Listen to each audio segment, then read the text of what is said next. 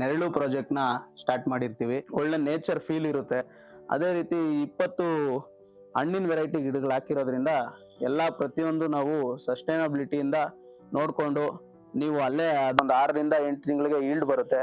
ನೀವು ಇಮಿಡಿಯೇಟ್ ಅಲ್ಲೇ ನೀವು ಆ ಫ್ರೂಟ್ಸ್ ನ ಎಂಜಾಯ್ ಮಾಡ್ಬೋದು. ಪ್ರತಿಯೊಂದು ನಾವು ಆರ್ಗ್ಯಾನಿಕ್ ವಿಚಾರದಲ್ಲಿ ಮಾಡ್ತಾ ಇರ್ತೀವಿ. ಆದ್ರಿಂದ ಇದು ಸೈಂಟಿಫಿಕ್ ಮೆಥಡ್ ಆಗಿ ಮಾಡ್ತಾ ಇದೀವಿ.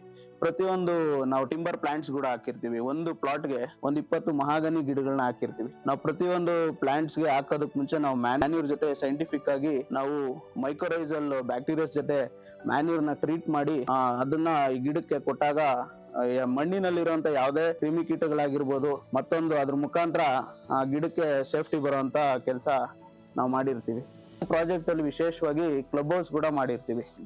ಕಾಟೇಜಸ್ ಟೈಪ್ ಕೂಡ ಮಾಡ್ತಾ ಇದೀವಿ. ಅದರಿಂದ ಸ್ವಿಮ್ಮಿಂಗ್ ಪೂಲ್ ಮತ್ತೆ ಚಿಲ್ಡ್ರನ್ಸ್ ಪ್ಲೇ ಏರಿಯಾ ಮತ್ತೆ ಪೆಟ್ಸ್ ಪಾರ್ಕ್ ಆಗಿರ್ಬೋದು, ಕ್ರಿಕೆಟ್ ಇನ್ನು ಅಂದ್ರೆ ಇಂಡೋರ್ ಗೇಮ್ಸ್ ಆರ್ಚರಿಂಗ್ ಆಗಿರ್ಬೋದು, ಮತ್ತೆ ಕ್ಯಾರಮ್ ಆಗಿರ್ಬೋದು, ಪ್ರತಿಯೊಂದು ಗೇಮ್ಸ್ ನ ಪ್ರೊವೈಡ್ ಮಾಡ್ತಾ ಇದೀವಿ. ಇನ್ ದ ಸೆನ್ಸ್ ಯಾಕಂದ್ರೆ ಈ ಹೊರಗಡೆ ಬಂದಾಗ ಅವ್ರಿಗೆ ಇಲ್ಲಿ ಫಾರ್ಮ್ ಲ್ಯಾಂಡ್ ಅಲ್ಲಿ ಇದ್ದಾಗ ಅವ್ರಿಗೆ ಬೇಜಾರಾಗ್ಬಾರ್ದು. ಯಾವ್ದೋ ಒಂದು ಆಕ್ಟಿವಿಟೀಸ್ ಅಲ್ಲಿ ಇನ್ವಾಲ್ವ್ ಆಗ್ಬೇಕು.